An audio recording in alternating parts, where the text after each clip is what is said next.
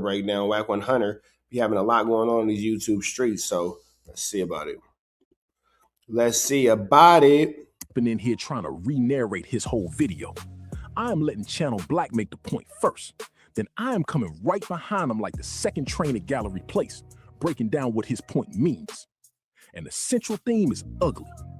WACK100 built a public brand out of controversy, paperwork talk, private conversations, and exposing former allies. But every time he tried to expose somebody else, he also left his own fingerprints on the story. Slim kept throwing rocks at everybody's window while standing inside a glass clubhouse room. Now remember, this video contains serious allegations. We are going to say according to Channel Black, according to the clip, and allegedly what we need to.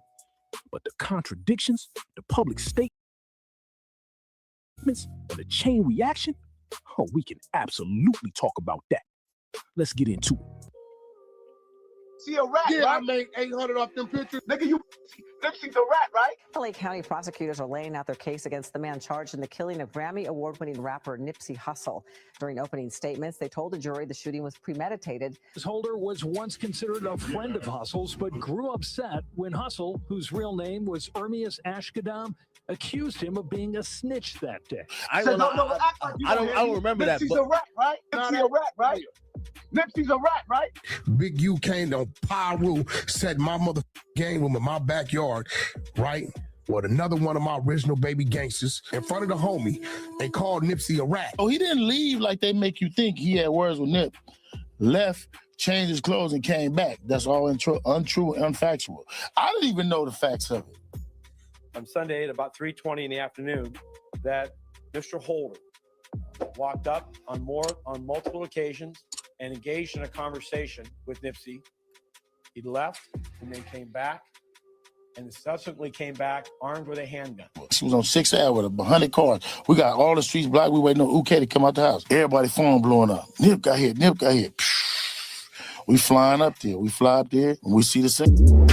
A while back, right? He FaceTimed me that he was like, Nipsey just got killed. I'm like, 6R. I didn't hear that. So I hang up with him. I called Nipsey and I'm like, Nipsey.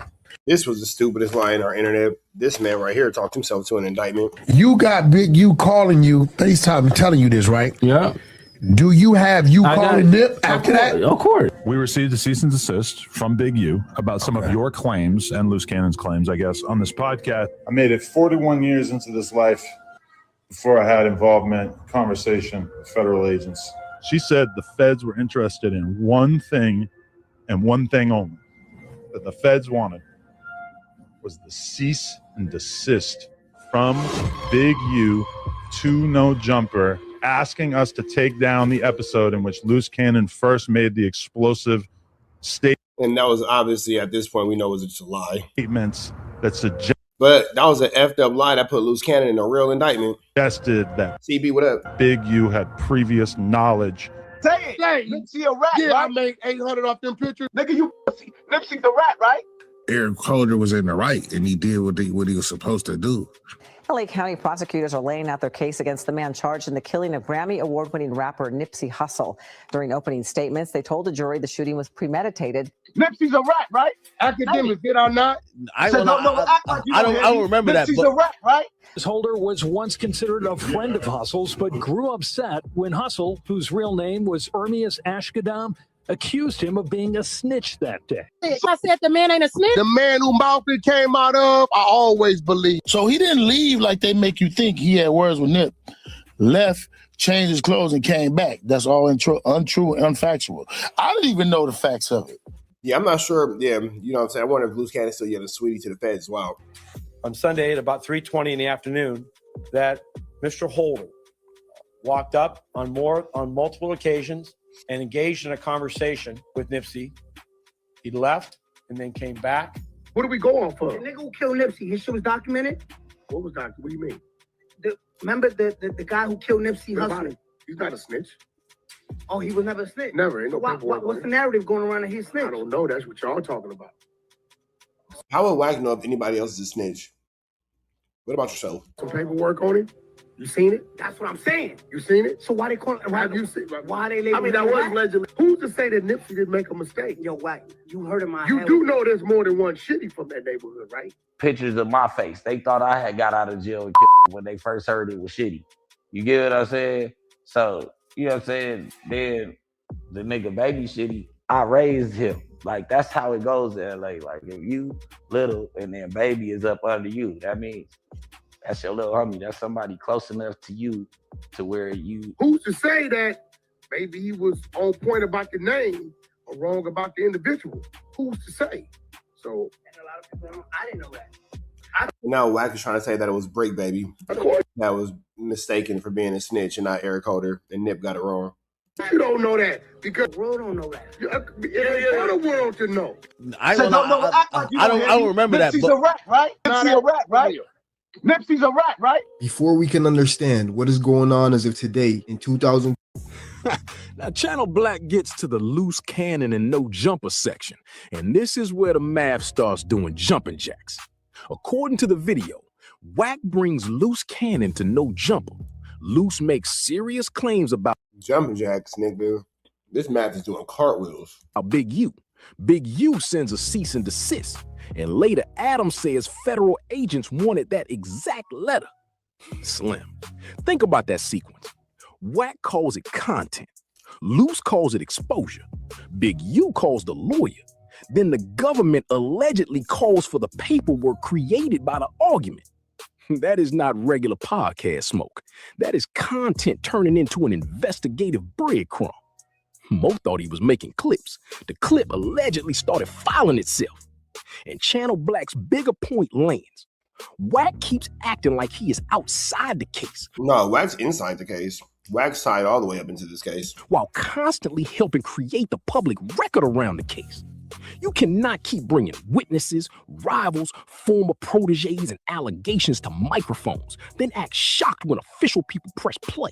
25. We need to first look back at these two. And he shows it over and over and over again. This open source reporting that WACK100 is constantly done. Characters by the name of Hassan Campbell and WACK100. The internet beef that would start almost 4 years ago would in some ways help expose information about Big U. Some of the same information in the RICO indictment against Big U, Loose Cannon, Brick Baby, and other Rolling 60 Crip associates. Boom. So I signed Nipsey to Unique Music, to my label, to Unique Music. So I signed him to it. It was signed to a 10-year production contract, which started in 2009, which would end 2019. Crazy. Hello. But I ain't tripping off of that because, you know, it is what it is. But I do have. Federal prosecutors say Eugene Henley Jr. is a longtime leader of the Rolling 60s Crips gang that the acting U.S. attorney now says was a front for his criminal enterprise. The facts alleged in the complaint paint a very different picture. Mr. Henley engaged in a murder of a musician signed to his label in 2021 and dumped the victim's body in Las Vegas off of the I-15 freeway. Big U, did you not ask me to act like your contracts were sold out to me that you had on Nipsey, and you wanted me to go attack Nipsey's estate after his death for 30%? Like that's when I went on the road with Nip, and then the feds hit us. I left music all the way together. After the feds hit, I was gone. 25% publishing. Oh wow. So 09 to 2019. 09 to 2019. So technically, Victory Lap. Hello. Okay. Wow. Big U came on Pyro, set my motherfucking game room in my backyard, right? With another one of my original baby gangsters, right? Who just walked off 20 years in front of the homie. They called. Wack is gonna give up everything, man. Like Wack gonna give up the who, what, when, where, why, and how for sure. Nipsey a rat. We both looking at him crazy. What are you talking about? Some paperwork? Nah. We actually was on 6 hours with 100 cars. We got all the streets blocked. We waiting on UK to come out the house. Everybody phone blowing up. Nip got hit. We flying up there. We fly up there and we see the same. Today, his killer, Eric Holder Jr., was sentenced to 60 years to life. Close friend of Hustle, who made a victim impact statement, talked to reporters. He didn't give Nipsey no mercy, so the 60 years that was a great outcome. Information exposed by Hassan Campbell as a result of his internet beef with WACK100 would years later, in 2025, play a part in Big U's downfall. Kitty Cuz, the last gunman, right? When it comes to the rules of engagement of gangbangers, he did what he was supposed to do when another gangbanger calls you a snitch. Supposed to handle your business. And can't nobody say that's wrong. Because you know it's crazy. WACK100's been being called snitches by gang members for a while, and he hasn't handled any business. Was part of the Nipsey Hussle movement, getting his first multi-million-dollar deal.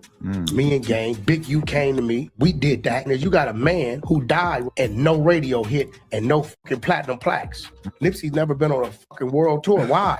He did not die an A-list artist. Let's fucking be real. Y'all talking about he was a legend. Stop saying a legend. People call Game a legend all the time. Were these actions fueled by hidden jealousy, greed, or something deeper? What Definitely fueled by hatred. forces were at play behind the scenes? And how did a simple beef between Hassan Campbell and WACK100 ignite a chain of reaction that would unravel dark secrets behind Nipsey Hussle's downfall? Fuck Wack, fuck Game, fuck Big U. That's a great combination of what?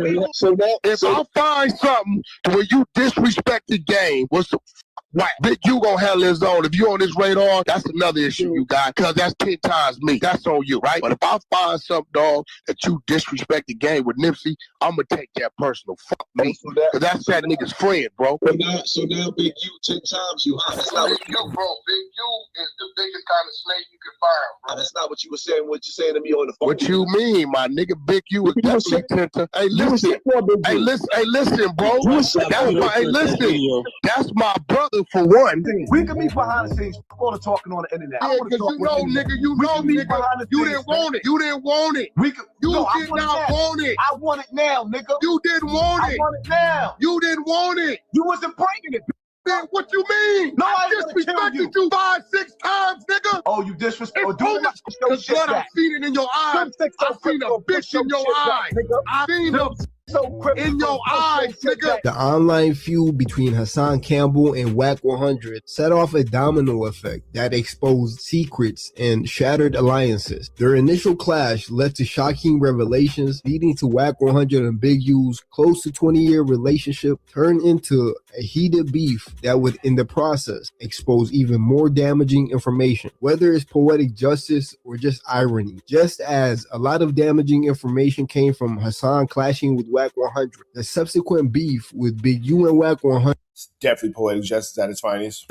Would ironically expose Big U more than it would WACK100. Hey, nigga, put that on 6 so you ain't send me Nipsey work, and there ain't in my phone right now. Put that on 6 so you ain't got the change your sound, little man. From Hassan Campbell leaking a clip of WACK100 claiming to sell guns to Big U. Don't believe that. When they went to war, guess who they had to come see to get their tools, bro? Big U all up. Wack.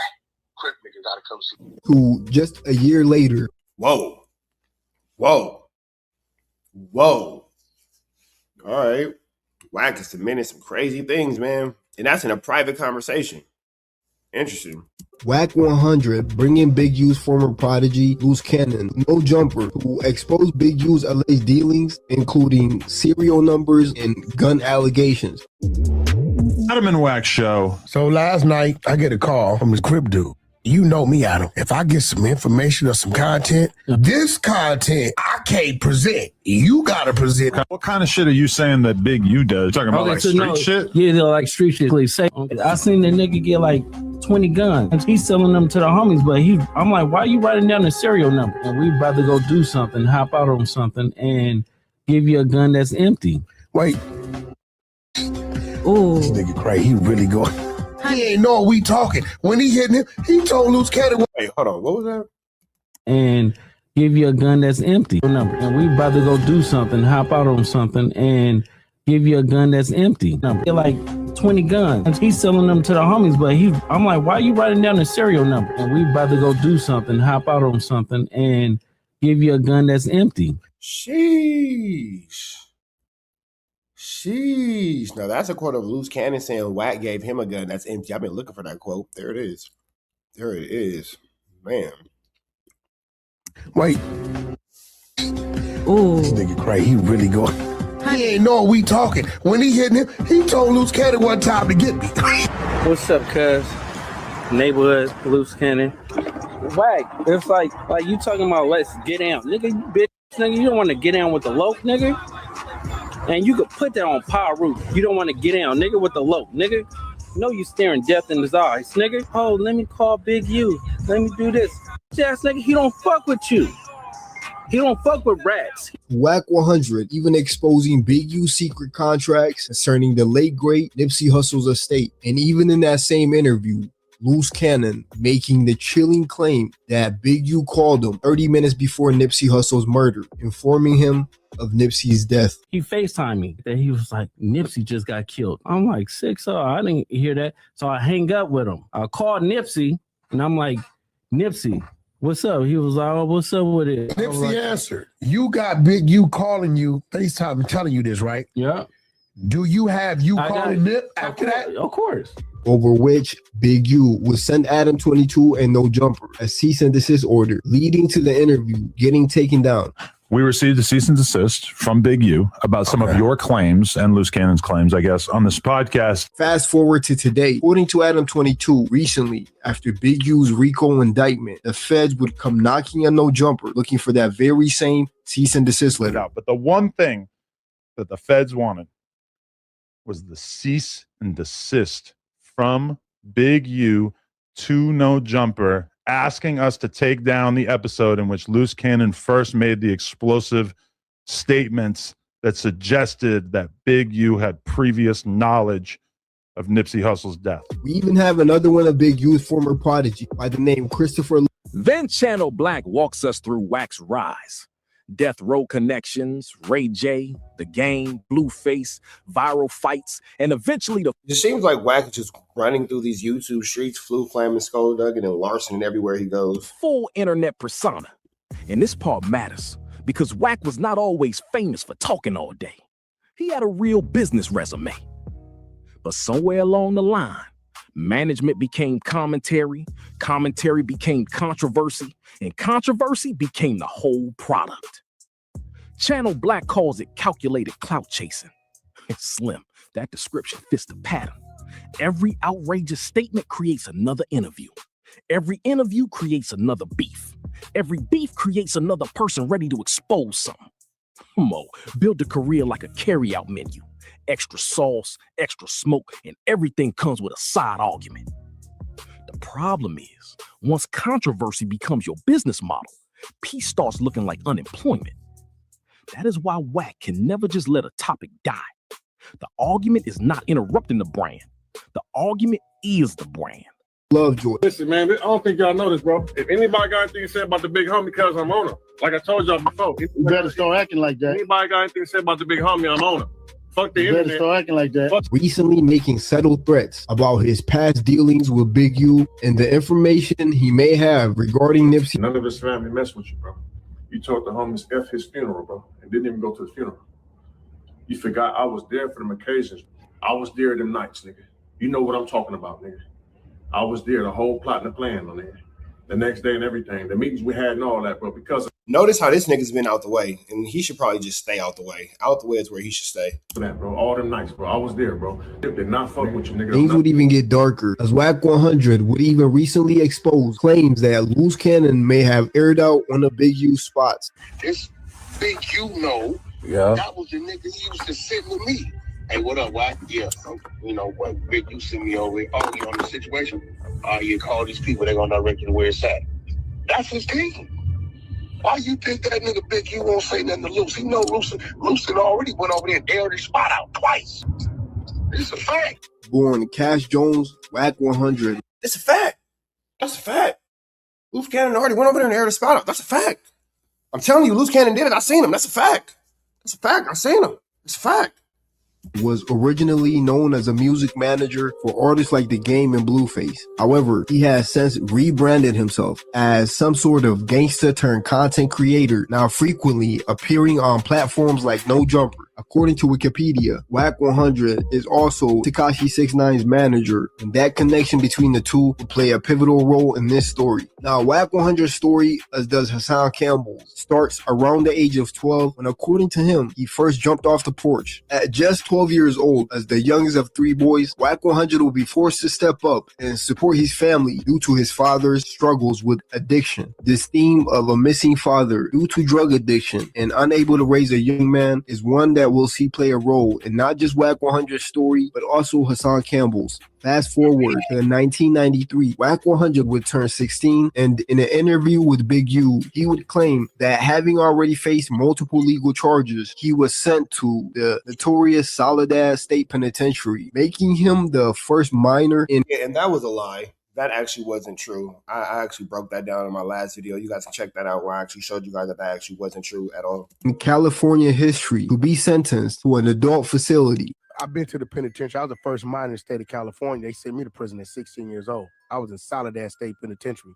So to go through all that, survive all these gang wars, they sentenced me to state prison. So when I get to Delano to the reception, I barely got a mustache. I ain't got no goatee, nothing, right?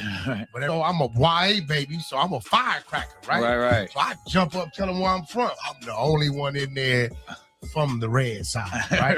Whether that point is true or not, a YouTuber by the name of Gunner Collective would claim to have witnessed WACK100 knocking people out while they were in YA, which is... But that's crazy because Gunner Collective came from a PC yard, so yeah, there's that. Real talk. The juvenile detention system in California. He was a big old brother, man. He was knocking fools out. That's a fact. I won't sit here and lie. He was dropping motherfuckers, right? Honestly, Gunner Collective is probably not the most reputable source. Was he dropping 32 of them like Big U? Nah. Now, WACK100's journey into the music industry started at a young age. Upon his release in 1998, Wack quickly found himself working security for Death Row Records, despite Suge Knight's presence, whose name is synonymous with Death Row. WACK100's real connection came through former Compton police officer turned Death Row head of security, Reggie Wright, who would take Is that something that you guys would trust? Police officer turned head of Death Row Security? over and run Death Row when Suge Knight went to jail. 2001, Suge gets out of prison. Comes home. Now, Reggie ends up putting you and Suge on the phone together. Exactly. And then that's what starts the relationship? Start our relationship. Yeah, yo, man, you need to meet this dude. He's smart. He's a rider. He got his own business going on, right? He got a trucking company, and Suge like shit, keep him around. I see you when I come home. This would explain WACK100's loyalty to Reggie Wright over Suge Knight and how he maneuvered his way into the industry. While most people assumed Suge Knight was his path into hip-hop, it appears that his mentor is more likely Reggie Wright. Reggie Wright was a heavyset dude before he lost that weight. God damn. From his interviews and what we know publicly, WACK100 Yep, Gunner's the dude that be with Dubs. 2 PCs on a 50-50 yard. Go on to play the role. 2 50-50s in the same yard. So if that's what I'm saying. So if Gunner watch Wack knock stuff out, then that means that WACK100 on a 50-50 yard. What I say?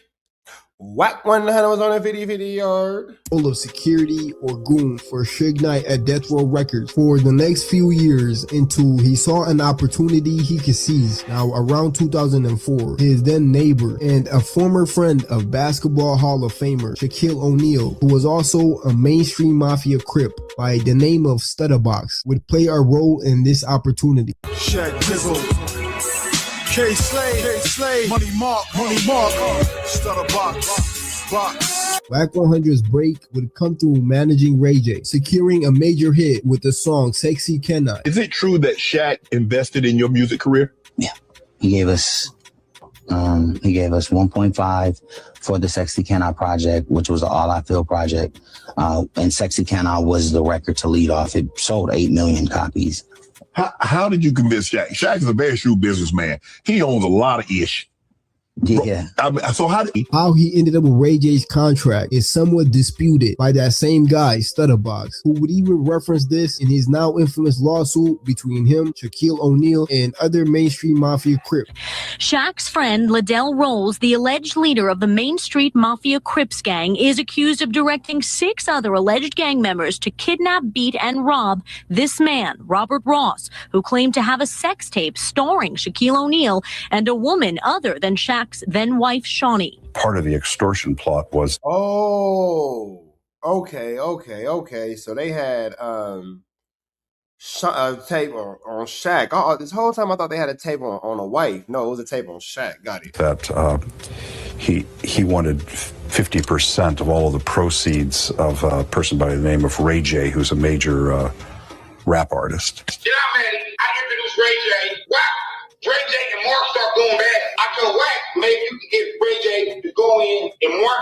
I hooked up Wack with K-Slade and Mark right then. Nonetheless, WACK100 would end up with Ray J's contracts, and Ray J's at the time hit record, Sexy Can I, would change WACK100's life, giving him a start in the music industry and allowing him to no longer just function as a goon, but also a music manager and ultimately an executive. A few years after Ray J, WACK100 would also get the chance to manage rapper The Game after the infamous Jimmy Henchman would get sent to jail. Jimmy Henchman, who was one of the biggest industry figures of the 1990s and early 2000s, was convicted of money laundering and running a bi-coastal drug operation.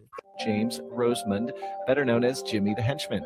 Rosemond was convicted in December 2014 on charges he ordered a crew to kill an associate of the rap group known as G Unit. These guys are not rappers, these gangsters. You know what I'm saying? Like the guys that I ended up having beef with, not Ja Preem. Right. Not Game Jimmy. Exactly 20 years ago. You know how much crime is surrounded by Wack? WACK100 is just like crime, man. Dun dun dun dun. Captain Criminal. Like, man, this is golly. He's just a really bad person. He's just a really bad guy. Not a good guy. In 2005, Jimmy Henchman would encounter The Game, who at the time was a relatively unknown rap artist from Compton. Those executives wasn't going into Compton to find Game. The Game would sign Jimmy Henchman as his manager, while keep in mind, he was also at the time part of 50 Cent's G Unit. In The Game, playing both sides would intensify the already ongoing beef, but at the time, Jimmy Henchman signing The Game would become his most lucrative management deal to date. Within a year of signing him, The Game would drop his now classic album, The Documentary, in 2005. And to date, that album has sold over 5 million copies worldwide. That same year, The Game would even be nominated for BET's Best New Artist and Billboard's Rap Artist of the Year. But as I mentioned, The Game was still part of G Unit, with 50 Cent even claiming that he did up to 6 during his interview with Hot 97, exposing The Game and dropping him from G Unit. For me, he has a lot of inconsistencies. You know what I'm saying? Like,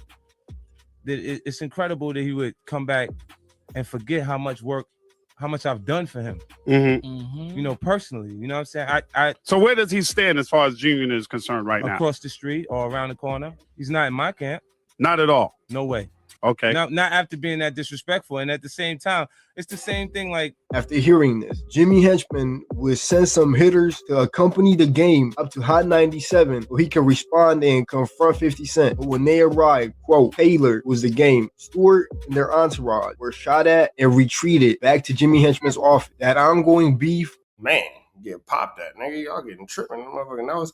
You know what I'm saying? Blood spilled outside of Hot 97. This is particles. Would ultimately lead to a member of G Unit by the name Lodi Mac allegedly putting hands on Jimmy Henchman's 14-year-old son, which, as you guessed, would lead to Jimmy Henchman retaliating by, according to court records, getting Lodi Mac knocked off, and as a result, getting convicted for it in 2014. Rosemond was convicted in December 2014 on charges he ordered a crew to kill an associate of the rap group known as G Unit. You were on a three-way for 3 very important calls with Suge.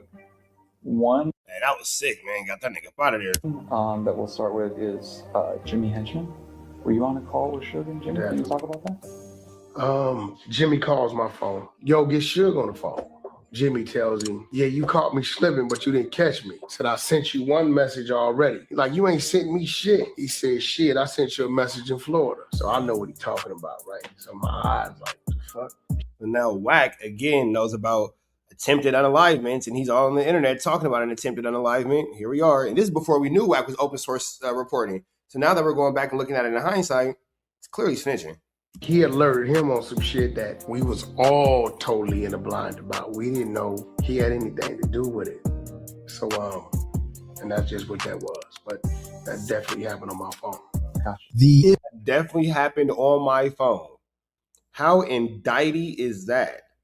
How indicty is that? extremely indicted. Infamous hip-hop figure behind beefs from Tupac to 50 Cent was convicted in federal court over drug trafficking, firearm violations, and other financial crimes associated with his position as the head of a multi-million-dollar transnational cocaine-selling organization. But before going to jail, The Game was one of the artists Jimmy Henchman had on his roster. Funny enough, in this interview with Vlad TV, The Game would claim that the feds actually threatened him with jail time if he did not snitch on Jimmy Henchman. And then that same year, Jimmy was arrested. And shit, Wack would have did it. Ultimately, he got life plus 20. Yeah.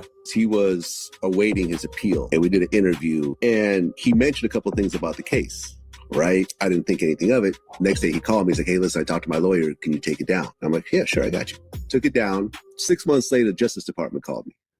And they're like, yo, we need that interview. Ultimately, it never got used in the case. He was found guilty anyways. Right. Yeah, same thing happened to me, man. They came to my doorstep and threatened, jail time, wanted me to testify, go to New York and do all this. And I was like, nah, I'm going to just lawyer up. And he told me about his situation he was in with Jimmy Henchman. Everybody's scared of Jimmy. He can't get away from him. Could I step in and start getting away from that? And then from there, it was history. So WACK100 would actually credit the same guy by the name of Stutterbox, real name Robert Ross, as the person who would link him with The Game, and Stutterbox also takes credit for it. This is Crip dude named Stutterbox from Main Street that's going to 24-hour fitness with Game. Game telling Stutterbox, tell Wack, come see me. I got an artist, it makes sense. I pull up on him. I walk in the Encore studios. He's recording LAX. He's in the booth. He motioned for me to come in the booth. This is what you heard. He went in his pocket and gave me everything he had. I said, I ain't here for that. I gave him the money back. I told him I need a verse. He said, keep the money and I'm going to do the verse.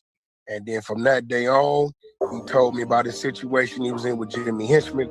Everybody's scared of Jimmy. He can't get away from him. Could I step in and start getting away from that? And then from there, it was history. The same guy, Stutterbox, would also later come out accusing WACK100 of being in his paperwork. Is Shaquille O'Neal at the center of a sex tape scandal? His client is one of several men accused of kidnapping and beating a man believed to possess a tape that reportedly shows Shaq with women. Shaq's friend, Liddell Rolls, the alleged leader of the Main Street Mafia Crips gang, is accused of directing 6 other alleged gang members to kidnap, beat, and rob this man, Robert Ross, who claimed to have a sex tape starring Shaquille O'Neal and a woman other than Shaq's then-wife, Shawnee. Part of the extortion plot was that he wanted 50% of all of the proceeds of a person by the name of Ray J, who's a major rap artist. Let me tell you how I meet this clown, man. This nigga all in my paperwork. The nigga say box, the nigga Shug won't put me on, homie. I've been fucking with this dude for a couple years. I said, all right, homie, since you my neighbor, I'ma fuck with you. The nigga begged me to put him with Game. Begged me, holler at Ray J for me, box. They both told me 6 times, no, no, no.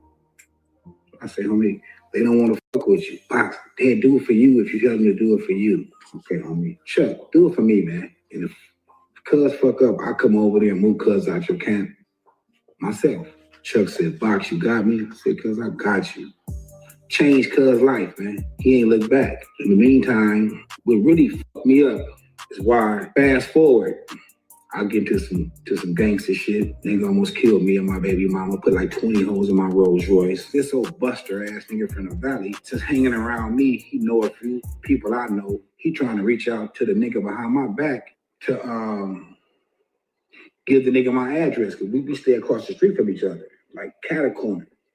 Wack, you know I'ma drown your ass on Main Street. I'ma drown your ass. First chance I get. I can see how, no disrespect to Nip, cuz, but I can see how a nigga drown a nigga then turn back and kick him in their motherfucking face on Main Street. He reaching out, trying to contact a nigga who supposed to be the boogeyman. I know where the nigga live at, behind my back. It's in the paperwork. All on wiretap. That's why your house got raided, you bitch ass nigga. You conspiracy to commit murder, nigga. Wack told Greg Casey to close his book, Gucci from Pyro killed Biggie. In closing book and made Wack like a hero. Greg Casey got rid of me and covered Wack. You notice that everywhere Wack goes, just problems and drama follows. He's just, the commonality in all his issues is him. Wack is just a big, just SHIT star. The story is Wack gave him the ending to his book. and told on Poochie. Katie closed his book, put Poochie as the shooter. But we'll unpack that in the next video that focuses on the beef between WACK100 and Big U, as paperwork allegations on Big U and WACK100 would play a part in both of their stories. Paperwork and snitch allegations are also at the heart of Nipsey Hussle's murder. Although there are contradictions on who made the allegations. Say it. Hey, Nipsey a rap, yeah, right? I made 800 off them pictures. Did I not? Nipsey a rap, right? Kitty Cuz, the last gunman, right? When it comes to the rules of engagement of gangbangers, he did what he was supposed to do when another gangbanger calls you a snitch. During opening statements, they told the jury the shooting was premeditated. So he didn't leave like they make you think. He had words with Nip. Left, changed his clothes, and came back. That's all untrue and unfactual. I didn't even know the facts of it. On Sunday at about 3:20 in the afternoon, that Mr. Holder, he left and then came back and subsequently came back armed with a handgun. I didn't even know the facts of it. Big U came on Pyru, set my motherfucking game room in my backyard, right? With another one of my original baby gangsters, right? Who just walked off 20 years, sat in front of me in my game room, in front of the homie, and called Nipsey a rat. Say it, hey, Nipsey a rat. Yeah, right? I made 800 off them pictures. Did I Nipsey a rat, right? And whether WACK100 is simply deploying tactics he learned from Suge Knight, but applying them on the internet and social media, today he is far removed from his early days as just a music manager. He has rebranded himself as a so-called gang expert and paperwork exposer, with former Big U prodigies, Loose Cannon and 600, calling themselves the exposers. From the very start, WACK100 has mastered the art of making outrageous and polarizing statements that generate controversy as a way to stay relevant in the headlines. Some argue it's just marketing, while others believe it's clout. And Wack don't even have any artists that he managed right now except for Blueface, and Blueface is in $20 million a day. Chasing, and that WACK100 is addicted to staying relevant because for the first time, he has stepped out of the shadows, no longer just a goon turned music manager. He now has the spotlight and cameras on him. Nonetheless, WACK100's entire history, as we know it today, consists of creating controversy after controversy to remain in the headlines. Despite his industry connections, WACK100 was not a widely known public figure until one moment changed everything. His now infamous comments about Nipsey Hussle. Going on and saying that Nipsey wasn't a legend. He wasn't. What's a legend? A legend. Define a legend. The man died with 1 million followers, no radio hits, no platinum hits, right? No world tours, right? After he died, he went platinum, sold a bunch of records. Followers went up 10,000, right? It's 19 million, right? Yeah. But at the time of his demise, let's keep it real. The truth could never be defined as disrespect. Up until then, the general hip-hop public only knew of WACK100 from about 2 or 3 viral moments. The Stitches incident. This Stitches knockout on TMZ, some argue would go a long way in helping WACK100 build his online gangster persona. Wack, it's like Pyru this, Pyru that. Nigga, nobody seen you do nothing. Nigga, you beat up a nigga that was don't fit a nigga. In Miami. What's that bitch ass nigga named Stitches?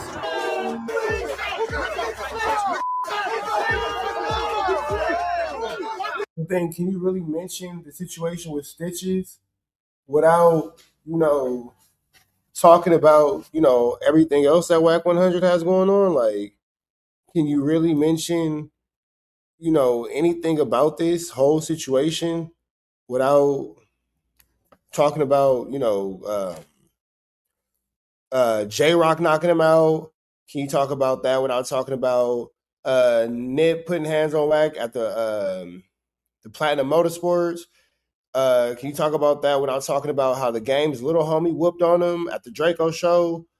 Can you talk about that without talking about how he's running from feuds from J Diggs? I mean, there's a lot of different things that Wack has been avoiding as ways like conflicts and, aggression and all that kind of stuff that just really wouldn't stand by what the public consensus is about him as far as his fighting abilities and all that kind of stuff. You feel me? I wouldn't think that, somebody with such a lackluster career, the only person who has a worse fighting career than Wack is Christopher Lovejoy at this point. I wouldn't think that you would be able to mention all these things without mentioning all these things. You feel me? Now, when it comes down to, the situation with Stitches. I mean, I guess what happened is what happened. If Wack wants to hang his hat on Stitches, you know what I'm saying? That's cool. That's cool. You want to hang your hat on Stitches? That's cool. Nobody's mad at you for that. The Stitches situation is a Stitches situation. You got off what you had to get off. I mean, I guess that's, y'all prerogative like a Bobby Brown song, but I'm just trying to see if we're going to talk about the whole thing. You feel me? Because there's a lot of things that Wack has done that, kind of disprove this super tough role that he has. You feel me? So, I don't know, my dude. I don't know. The Wack that y'all know might be different than the Wack that I know. I'm just saying. The Wack y'all know might be a little bit different. The Wack 100 that I know. If you know like I know. You feel me? But let's continue on. So 9 years ago, Stitches had an ongoing back and forth with the game, mainly through Instagram. And fast forward to one rainy night in Miami, as the game and his crew were leaving the club, Stitches approached the game aggressively, only to get knocked out cold by WACK100. As you can see in the clip, would take his shirt off and start jumping around before getting tased and sent to jail by Miami PD.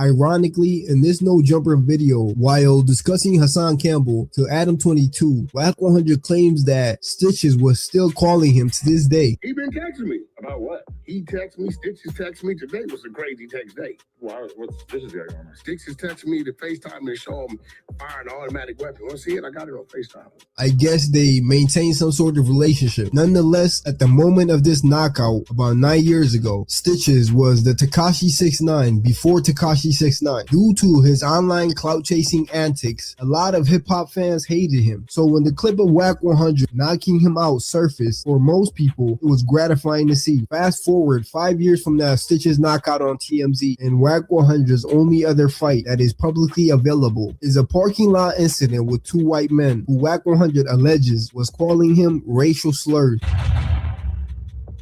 Shit.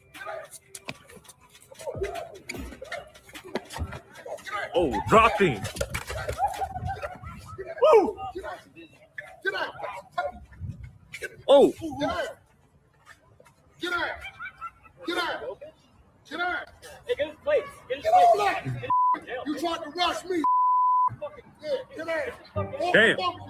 Now, according to WACK100, and what he told TMZ, while he was in a drive-thru, the two men were behind him burning rubber, and out of fear that they would lose control, WACK100 told them to stop. This is when the two men would tell WACK100 to mind his business and proceed to call him a racial slur. They then got out of their car and approached WACK100. Rumors would start floating around, alleging that these two white men were paid actors who were supposed to stage that fight for one of Big U's artists, but WACK100 took the opportunity and went viral himself. Like, bro, you did some buster ass shit, and then you acting like you got clout. Then you paid two niggas to act like they KKK, but nigga, they was construction workers, and you paid them $150. Now, I'm not sure if that's 100% true, but we do know that WACK100 and Big U at this time were, according to them, very close. Now, by this time, WACK100 has built up a mystique around his persona of this OG former death row goon turned music manager, who now has two viral clips of him demonstrating what the internet would assume is a typical day in the life of a gangster from Cali. By 2018, WACK100 is now commonly known as Ray J's former and the game's current manager, but he would also add a new artist by the name of Blueface to his roster, signing him to Cash Money Records' West Coast affiliate, Cash Money West. Exactly. So you saw the Cash Money through Cash Money? Cash Money West. Oh, so that is through Birdman and all I know is Cash Money West and WACK100. It could. You gotta ask Wack about the other people involved. You haven't seen your own paperwork? Wack showed me. I ain't see the Blueface gonna be all right. Yeah, be good. I think he'll be fine. Now, Blueface, right after getting signed to WACK100 and Cash Money West, would actually become the topic of the internet in relation to rappers not reading contracts, which is the very opposite of Nipsey Hussle. During a Breakfast Club interview promoting his... Yeah, that Breakfast Club interview made Blueface look like a fool. Like, that Breakfast Club interview just showed how much ignorance was involved in Blueface's whole situation. His single, Tatiana, Blueface would get asked about his contract and his ignorance would go viral. You haven't seen your own paperwork? Nah, I seen it, but Wack showed me. I ain't see I signed with Cash Money West. I don't really know about all the. So Wack will run this Cash Money. Exactly. Okay. Blueface gonna be all right. Yeah, he'll be good. I think he'll be fine. And Wack Now Blueface is in $20 million a day. 100 a day or two later would buy Blueface a Porsche Panamera to fight back the negative press from the internet, roasting Blueface for being in a 360 deal. You got a free Porsche, complimentary Cash Money West. Rule number one, as a manager, do what the fuck you say you're gonna do. That's you, nephew. Needless to say, between the game and Blueface and formerly Ray J, WACK100 Whatever happened to that Porsche? He doesn't have that anymore. had a respectable resume and a decent reputation on the business side of hip-hop and even in the streets. But other than the two viral incidents, the Stitches knockout on TMZ and the fight with the alleged paid actors or the two white men, no one really knew who WACK100 was on the internet like we do today. But this would all change, as from this point on, WACK100 will live true to his name and go from clout chasing to a full-blown clout demon. Like I said, despite his industry connections, WACK100 was not a widely known public figure until his comments about Nipsey Hussle. Into the jungle of gangbang. Kitty Cuz, the alleged gunman, right? When it comes to the rules of engagement of gangbangers, he did what he was supposed to do when another gangbanger calls you a snitch. And can't nobody say that's wrong. Because I was part of the Nipsey Hussle movement, getting him his first multi-million-dollar deal. Me and Gang, Big U came to me. We did that. And you got a man who died and no radio hit and no fucking platinum plaques. Nipsey's never been on a fucking world tour. Why? He did not die an A-list artist. Let's fucking be real. Y'all talking about he was a legend. Stop saying a legend. People call Game a legend all the time. A lot of people are coming at Blueface right now. For what? For saying, for you going on and saying that Nipsey wasn't a legend. He wasn't.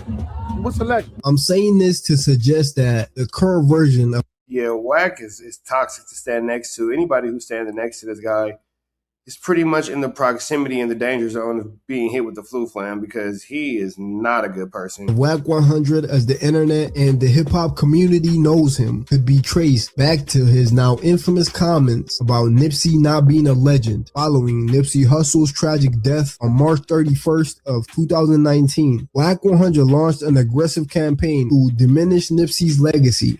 But because everybody started talking like it was a Popeye's chicken sandwich, everybody jumped on the bandwagon. Right. And now he didn't win 10, 20 times platinum.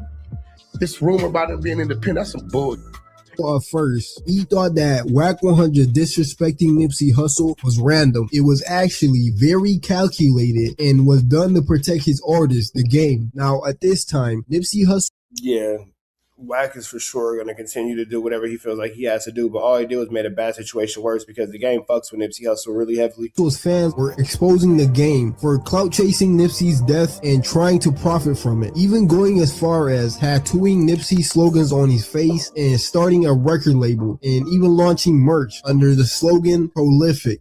Nipsey Hussle's crew is pissed at the merch under the slogan All Money and BH, the type of ninjas do clown shit. Oh, BH called the game a clown. Damn. Prolific. Nipsey Hussle's crew is pissed at the game. R.I.P. to Nip the Great. The game has started a new record label to put his album out next month. His album, Game's album.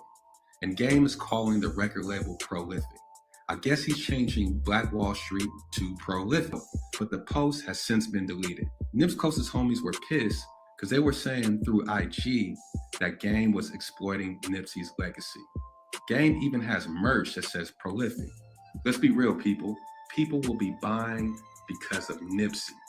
That would be the driving force behind sales. So with one artist attempting to hijack Nipsey's fan base by pretending as if though they were twins and miserably getting exposed, WACK100 will take that wasn't a good Blueface on multiple interviews where he would take this campaign of trying to destroy Nipsey's legacy to the next level. Ironically, he would start this press run based off those very same comments and start off at No Jumper with Adam 22. Even more ironic as he is now employed by Adam 22 and No Jumper. Like I said, this is calculated clout chasing, not just uncontrolled chaos like most people think. Nipsey's never been on a world tour. Why? He did not die an A-list artist. Let's Be real. Y'all talking about he was a legend. So WACK100 with the game's failed attempt to hijack Nipsey's fan base probably on his mind. Wack would then shamelessly claim in that very same sentence that people called the game a legend all the time. People call game a legend all the time. Clearly showing his envy for Nipsey Hussle's self-made success, but he may not be the only one. WACK100 in that press run would also claim that it is some rare rags that opened the door for Nipsey, but we did that for quote-unquote Big U. I was part of the Nipsey Hussle movement, getting him his first multi-million-dollar deal. Me and Gang, Big U, Steve Lobel, Johnny Shipes, we did that. Insinuating that him and Big U are responsible indirectly for Nipsey Hussle's success, which in reality cannot be further from the truth. What happened was what was supposed to happen. Keep in mind, these comments down the road would implicate Big U and bring Yeah, a lot of these things are going to bring Big U down, especially like this No Jumper interview that they keep mentioning. him into the beef. WACK100 and his associates would fuel speculation about circumstances surrounding Nipsey's death, suggesting ulterior motives beyond the mainstream story of a simple dispute over snitch allegations. As you can guess, WACK100 wouldn't stop there. For some reason, he was on a mission to completely tarnish Nipsey's legacy. He would take things to the next level by claiming that he had a gay sex tape of Nipsey Hussle. I've been on the phone call with Wack. Wack told me the same thing about Nipsey. What he told me is that, hey, listen, there's some footage that exists of some very interesting stuff happening with Nipsey. What do you think about WACK100 and some of the Nipsey comments? He was talking about a tape that he's seen before. Yeah, see, I didn't see the video that Wack is talking about, but I do have a photo. Nobody's seen the video Wack is talking about. That someone sent me. Nipsey got gang shit on him, bro. Also on my mom. We got all the footage. Wow. Listen, bro, I got it on my text message. I'll show you when I see it. Yeah, nothing has ever came out. Reason in part why the casual observer may not know why this would shock the hip-hop community as it did is because WACK100 and everybody knew about Nipsey Hussle's stance against homosexuality and its promotion in hip-hop. Now, what happened with the LGBT community? They were set tripping on you at one point when you... You know, man, Nipsey would famously even get called out in 2018 for what the alphabet community claimed was a homophobic Instagram message. Now, Nipsey would post a photo of a room full of black young men all dressed in tuxedos, and Nipsey would rightfully express how powerful that image is by captioning it, quote unquote, demonstration speaks louder than conversation. They're gonna feed us every image of our men and boys. But this one, he wrote, no hyper-violent, no homosexual, no abandoned, just strong black men and young men. Respect to my big homie at Big U for leading with love and intelligence. God is with us. Who can go against us? I made a critique on the media, and I was really speaking toward what my homeboy Big U did. Well, really, there's nothing wrong with what he said, because what's wrong with the picture having no hyperviolence or all the things that he said? For the kids. And the image of, you know, somebody that came from prison, that came from gang culture, what the image gets portrayed as around that type of individual and what this person's actually doing. Me personally, I judge things off of intention. We are human. We gonna make mistakes, but I gauge somebody's intention. What was you trying to say? No man or woman looking at the powerful intent behind Nipsey's message should have an issue with that message. If you do, it's also very telling of who you are as a person. Funny enough, as you've noticed, the picture that Nipsey reposted is from Big U, from what looks like a Nation of Islam event. Even in the gay community, Channel Black's Nipsey section? Yeah, see, I don't think there's anything wrong with that. I'm not seeing a problem with that. If anybody can see a problem with it, let me know in the comments, because I can't really see what's wrong with Is it. the ugliest part, because this is where controversy crosses into attacking a dead man's legacy. The video argues that Wack's Not a Legend campaign and the alleged tape claims were not random. They were designed to create shock, protect other interests, or keep attention around Wack in the game. We cannot confirm every motive Channel Black suggests, but we can judge the public behavior. Leans in. Wack repeatedly used Nipsey's name, career, death, alleged private material, and street reputation as content after Nipsey could no longer answer. Slim, that ain't keeping it real. That is shadowboxing a memorial. And Channel Black makes a strong point about calculation. Wack knew exactly which claims would outrage Nipsey supporters and dominate headlines. Mo did not accidentally step on the third rail. He brought a lawn chair and sat on it. Whatever private disputes existed, this man is an agent of chaos. Turning a dead man's name into a permanent engagement strategy is foul.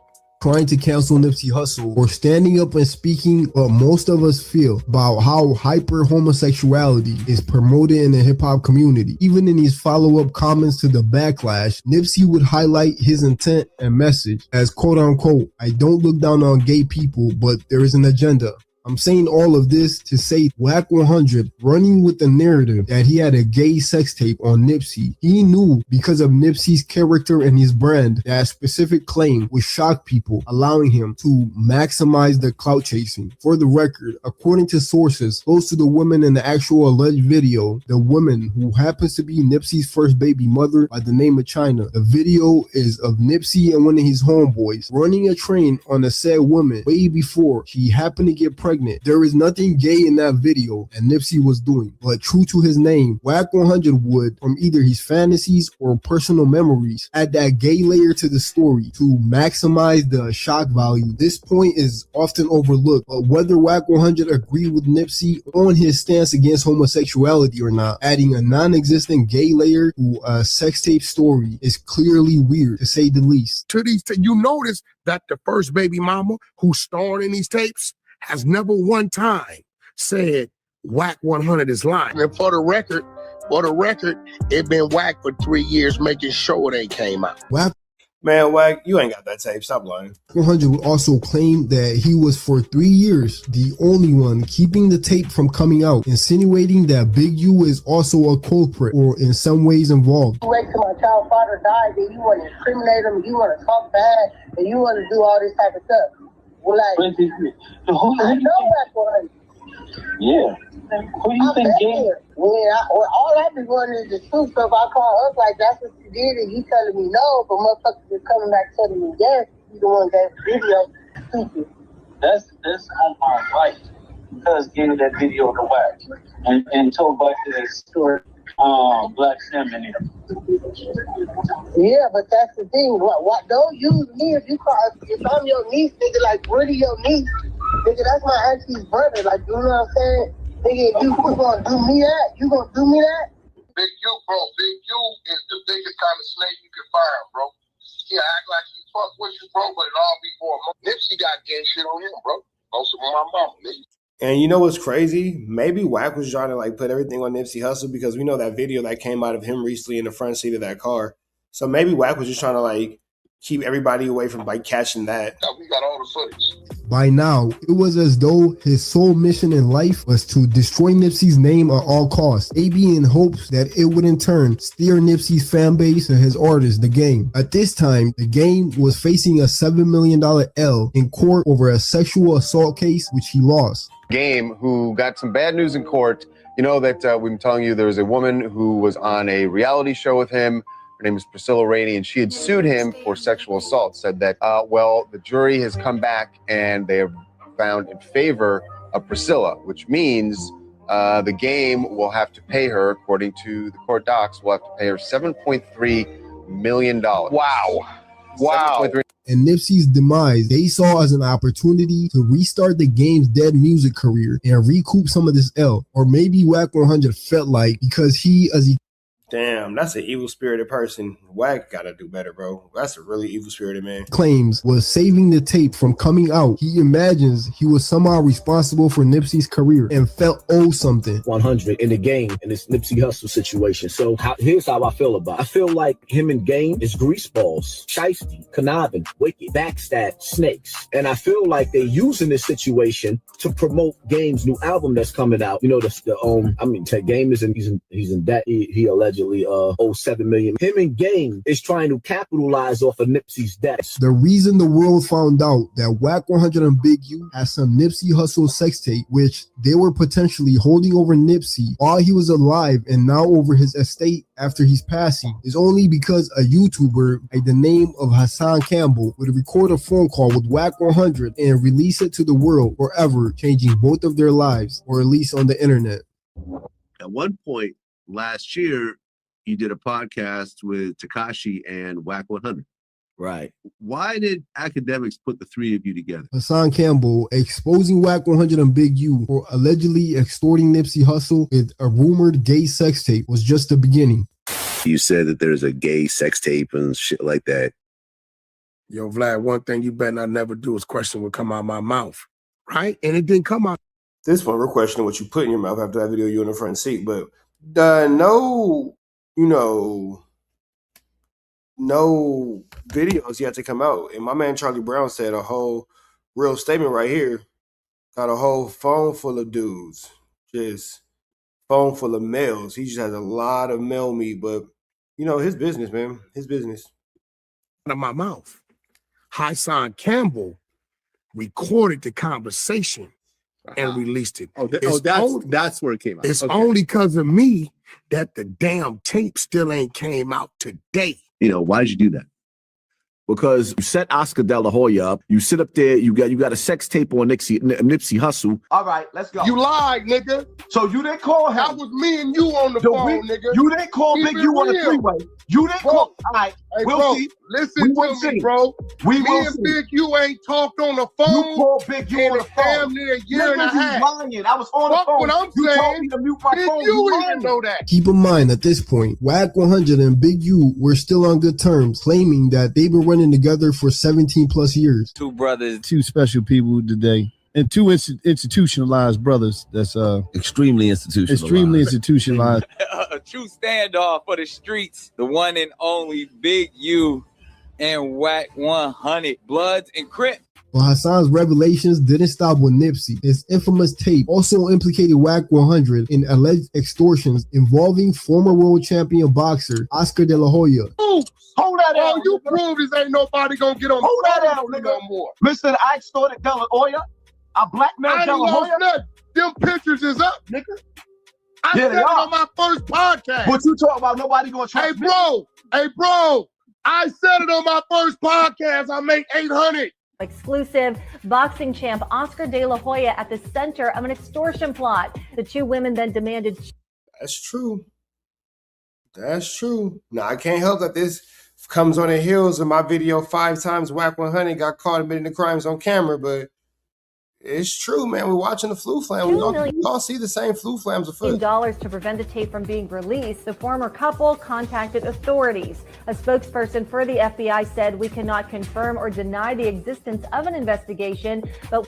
I said it. What do you mean? The pictures is up. The video ain't up. And even crazier, Kanye West and Kim Kardashian over a second Kim and Ray J sex tape, which never saw the light of day, potentially due to the alleged extortion. Ray J's manager is claiming he has a sex tape. We got part 2 on the laptop. Ain't never been seen yet. That was more graphic and better than the first one. That he got from Ray J. The sex tape. Kim Kardashian went on the internet crying. He still manages the game. Ray J. He got the tape from Ray J. Because the tape is with Kim Kardashian and Ray J. Ray J, he manages him too. So now, Kim Kardashian says one of her kids see an advertisement for the new tape. She starts crying. She calls Kanye. Next thing you know, Kanye's making a song with Game. So wait.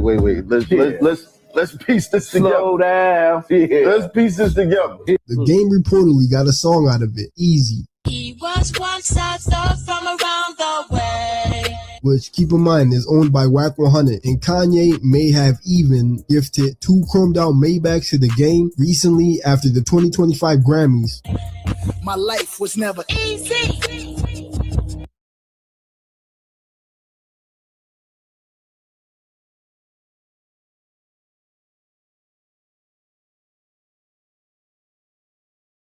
which we'll cover in depth later in the video. But I find it weird that the game and WACK100's relationship with Kanye West was over this sex tape incident. I doubt Kanye's around because he organically wants them around, or it's out of love. But Hassan crossing paths with WACK100 set off a chain of events exposing information that some people see as Nipsey's karma coming back to haunt everyone that crossed him. It also sparked this ongoing beef between WACK100 and Big U, exposing even more dirt on everyone involved. He decided to play the conversation that I recorded between me and Wack, and the shit the nigga had to say about Big U, Nipsey Hussle, and all the rest of them niggas. The way he was talking, like, nigga had me on the phone with Big U doing a three-way, had me being quiet. And I'm like, damn, this is this nigga's man. Big U, bro. Big U is the biggest kind of snake you can find, bro.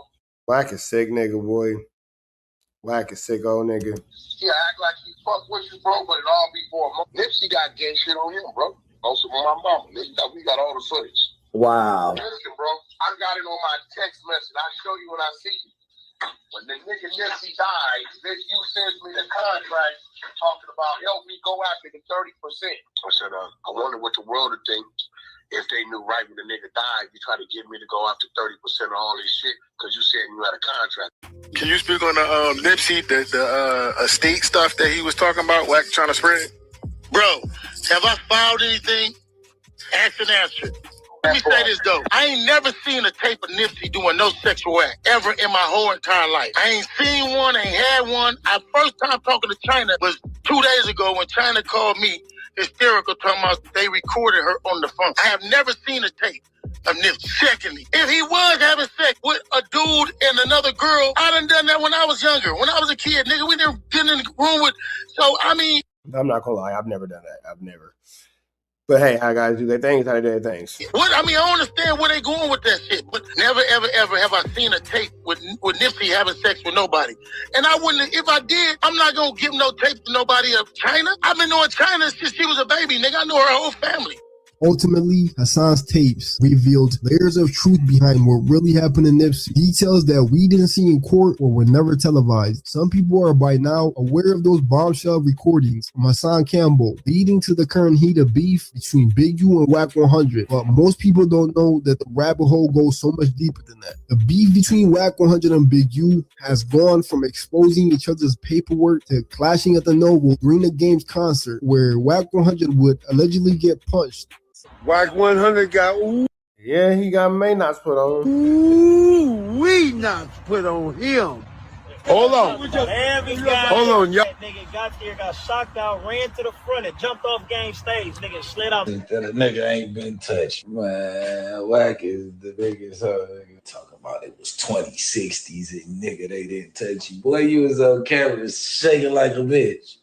Screaming draws, they draws my kids here. What type of nigga bring his kids out when it's up, nigga? Nigga, no pyros help you. No bloods help you. I'm sick, so ask Wack if he know what that hoodie look like, cuz who the dead homies. Came out the back door, nigga. Nigga seen it. Damn, Break Baby got that nigga hoodie. I didn't even pay attention to that. I'm sick, so ask Wack if he know what that hoodie look like, cuz who the dead homies. Came out the back door, nigga. Nigga seen it. Nigga thought you saw a ghost, nigga playing. So I was there. You know, the Brick was just letting you play yourself. I was there. 20 niggas, I ain't nothing. This isn't just drama. It seems existential. It seems like there isn't room for both of them. It's either WACK100 or Big U, and they're willing to take each other out by any means, whether through law enforcement or the streets. And somehow all these characters seem to be connected with one common thread, Nipsey Hussle. Then Channel Black brings the whole chain. These niggas hated Nipsey Hussle for nothing, bro. Came back around. Hassan's recording, Wack and Big U falling out, loose cannon talking, old contracts resurfacing, paperwork allegations flying both ways, and former allies threatening to reveal more. That is the final irony.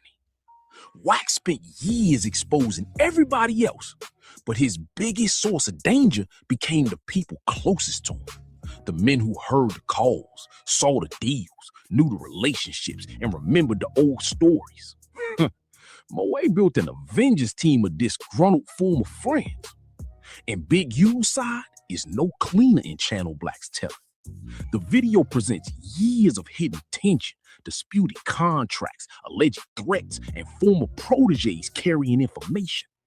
So when these two sides started fighting, nobody needed an outside investigator. They investigated each other for free. That is why this beef feels existential. They are not just trading insults, they are trading history. And history got receipts. Crash on Slauson. What is just an idea and a vision of. All right, man. So that's No Cap Network, man. We finna get up out of here to the next one. Red dots to the left. You know the rest. Say a prayer and be blessed. We up out of here on this one, man. Chat. That was, whew. That was a lot, chat. That was a lot. That was a lot. That was a lot. What?